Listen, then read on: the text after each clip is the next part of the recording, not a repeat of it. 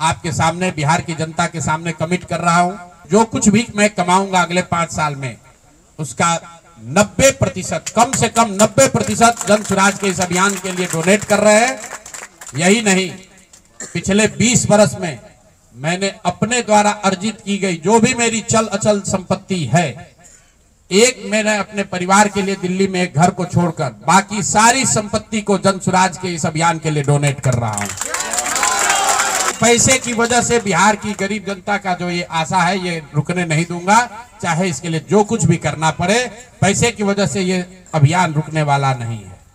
मैं फिर से दोहरा देता हूं, अगले 5 साल तक जो कुछ भी मेरी आमदनी होगी, उसका कम से कम 90% मैं जन स्वराज के इस अभियान को चलाने के लिए दान करूंगा।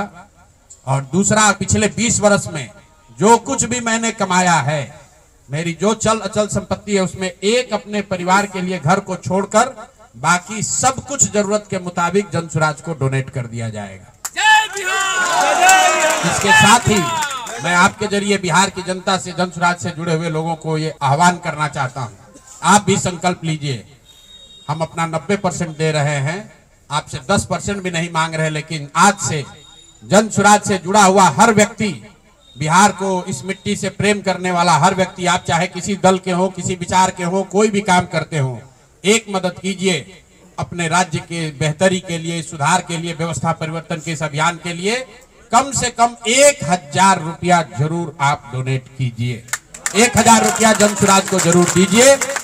अगर आप बहुत गरीब हैं, आपके पास 1000 रुपया नहीं है, तो समाज से चंदा करके दीजिए। लेकिन अगर आप जन स्वराज में जुड़े हैं, जन स्वराज के इस प्रयास की सराहना करते हैं, तो सिर्फ YouTube पर कमेंट करने से नहीं होगा, सिर्फ धक्का करके मेरे से मिलने से नहीं होगा कि भैया हम आपके साथ हैं। अब 1000 रुपया का कंट्रीब्यूशन आपको करना है। मेरा विश्वास है कि बिहार के 13 करोड़ जनता में से अगर 1 करोड़ लोगों ने भी 1000 रुपया का योगदान कर दिया, तो अगले 5 साल तक इस अभियान को कोई रोक नहीं पाएगा। इसलिए ये जरूरी है।